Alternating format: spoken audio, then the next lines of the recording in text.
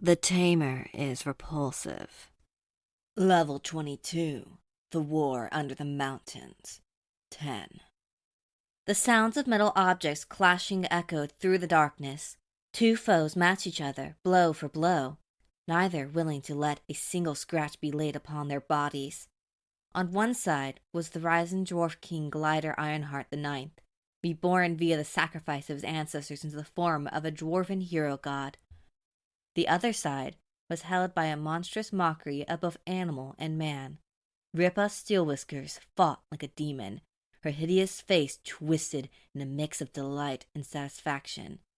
How lucky fortunate that you would come to us.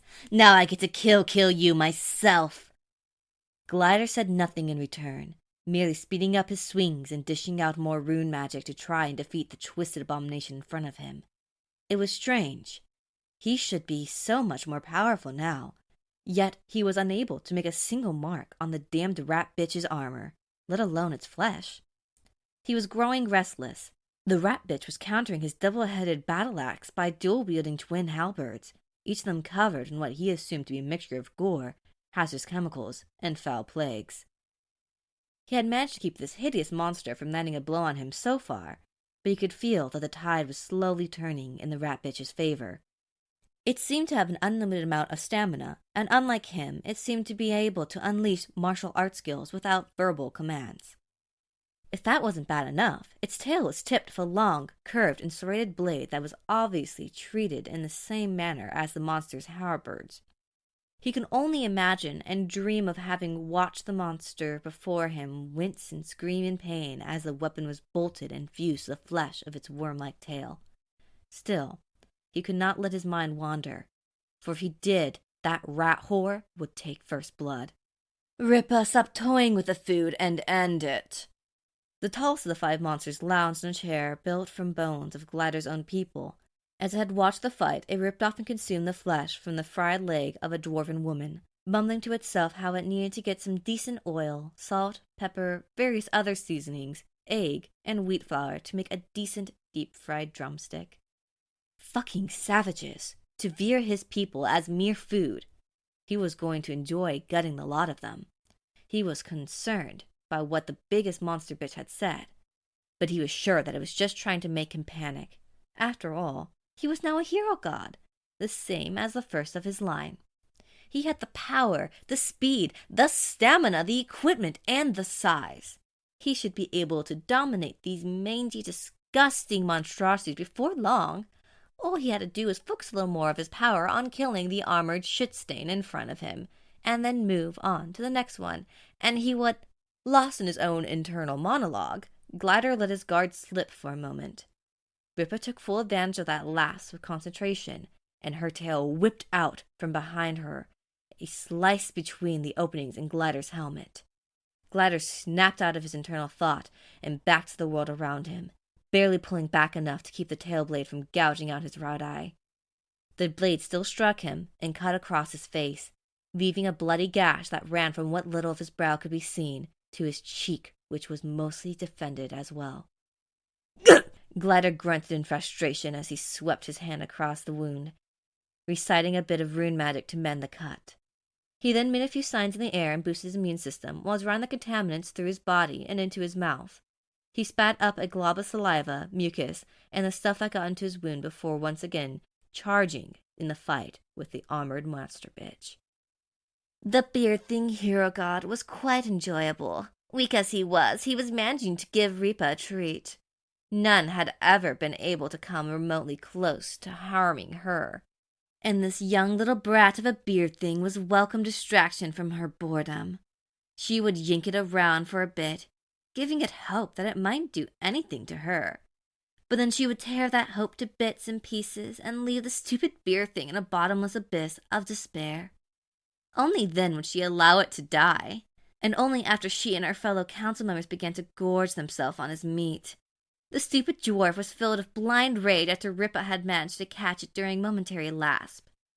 As it charged forward, Ripa's face contorted to a sneer as she gave out a hideous and mocking laugh. "First blood is mine, she said as she cackled with glee. The Dwarf King had escaped from his fate earlier that month. He had managed to free his soul from the stomach of Chu, and now was far more powerful than ever before.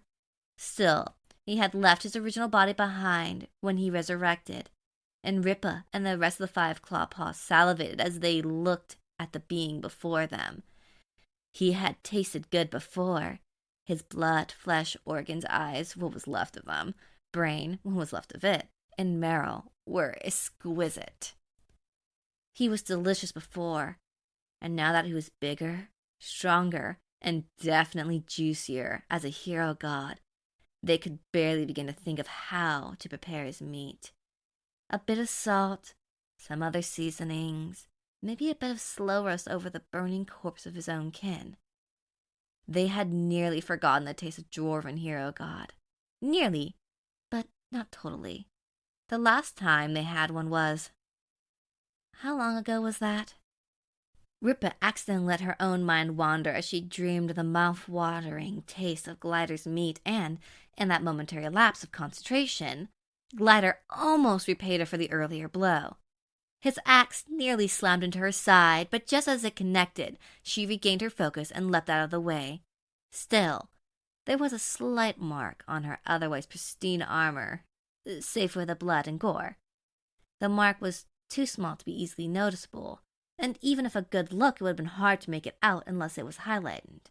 Nevertheless, Ripa was furious and decided to waste no more time in dealing with the bastard before her. She launched herself toward Glider, who swung his axe with all the force he could muster. But as the axe nearly reached her, Ripa seemed to meld her body with the very air itself, bending her form around the two-handed weapon in a twisting motion as she closed in for a kill. Luckily for Glider, his distress led him to take a wrong step, and he slipped to the ground out of the way of the twin halberd aimed at his face. Ripa rocketed herself over the falling dwarf before using yet another aerial acrobat to plant her halberd in the floor and use her motion to slingshot herself back toward the now prone dwarf. Now missing her halberds, she pulled her own twin falchions and lunged at the dwarven hero god with a look of fury and mindless bloodlust in her eyes. Glider managed to get to his feet and raise his battle axe to black falchions as they fell, but the force of the blow sent shockwaves through his body and forced him to his knees.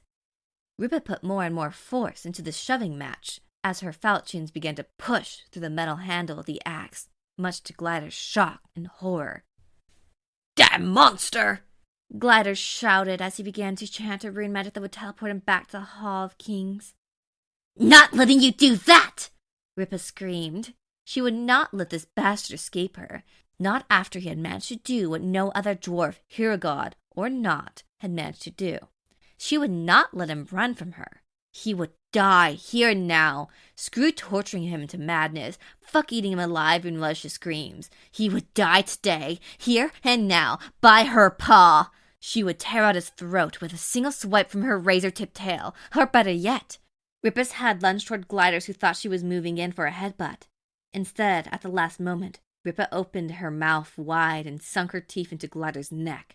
Her incisors tore through the chainmail that guarded his throat, and she bit down with her ever-increasing force, slowly ripping his throat open as her teeth shredded his flesh. "Just a bit more and I'll reach his jugular and he will die. See now, you little shit!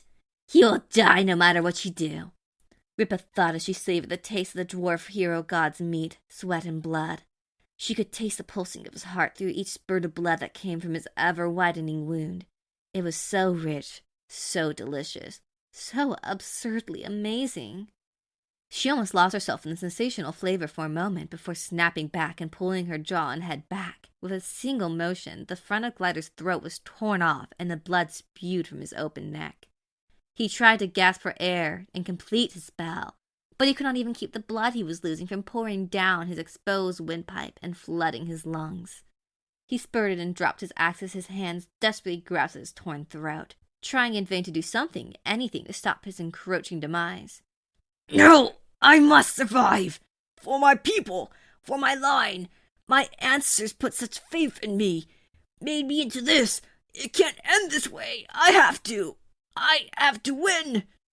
As his eyes rose toward the ceiling, They locked with those of Ripa, who gleefully licked Glider's blood and flesh from her stained muzzle. Her eyes were filled with nothing but malicious mockery and sadistic contempt as she raised her falchions to the air and brought them down again and again as she cackled with twisted and depraved glee. Glider stayed alive for far longer than either of them had expected, and even as Ripa hacked away at the defenseless dwarf god, Glider still managed to hold on to life. Each blow cut another chunk of his body away, and each one brought him closer to death. After what seemed to both of them to be an egregiously long period of time, Glider's mind sank into blackness once again as the light left his eyes.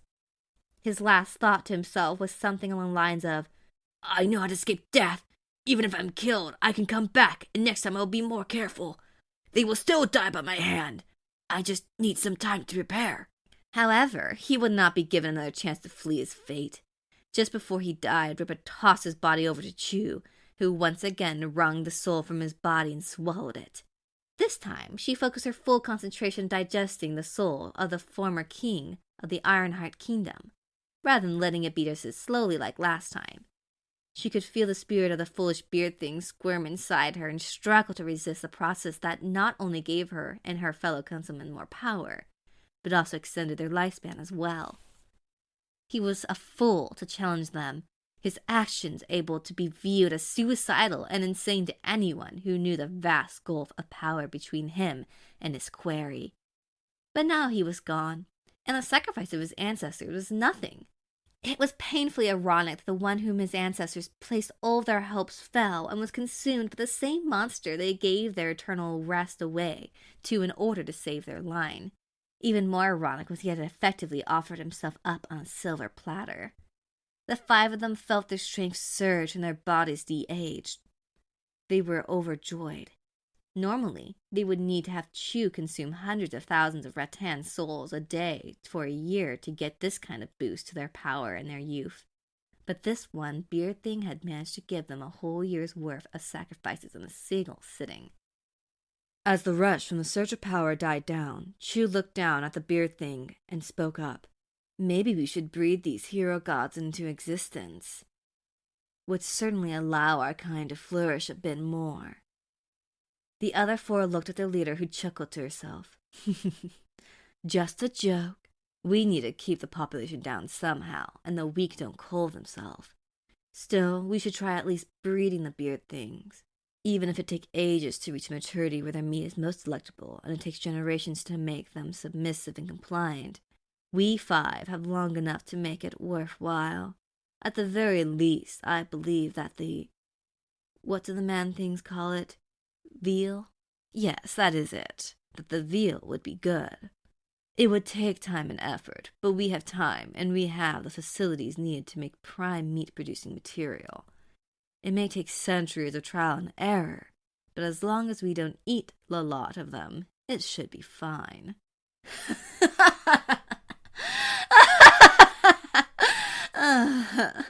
With a sinister laugh, Chu tore off the armor-covering Glider's right leg before ripping his leg off and beginning to gnaw at his now detached limb.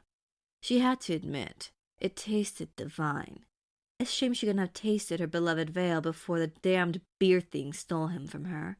She was so looking forward to getting to know every nook and cranny of his body in a quiet, personal, and sensual manner. She was really looking forward to actually bearing children for the first time in her life. No doubt that veil would thank her and the others of his body after they rescued him from whatever terrible situation that he was more than likely in. Still, she was certain that her beloved Vermin King would have hated her true appearance and those of her fellow council members. She knew how man-things would nearly lose their lunch when faced with Norman Rattan, and she knew that she and the others were certainly in a similar position to the lesser ones when it came to what man-things viewed as attractive. The fact that she and the others had long since been using up powerful glamour in the event that they ever found him proved how little they thought their beloved would think of them if he ever saw their true appearance. Nevertheless, she was in a position where if she and the others kept the glamour up, their foes would be attracted to them, and they were not going to let these insufferable beard things fap to them. They had taken their veil from them, and they would never be forgiven for that. The beard things would pay.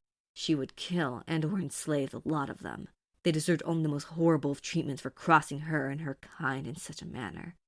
As she cracked open Glimmer's femur and sucked out the marrow thin, she contemplated just how she would bring the most pain and misery to this damned beard thing that had wronged her so. As for how breeding them would work out, well, you know what they say. She mused aloud through her stuffed mouth as she enjoyed the flavorful meat, blood, nerves, sinew, and marrow from Glider's leg. Practice makes perfect, and nothing good comes without effort. Don't the Man-Things have a saying along the lines of, good food doesn't just come without hard work?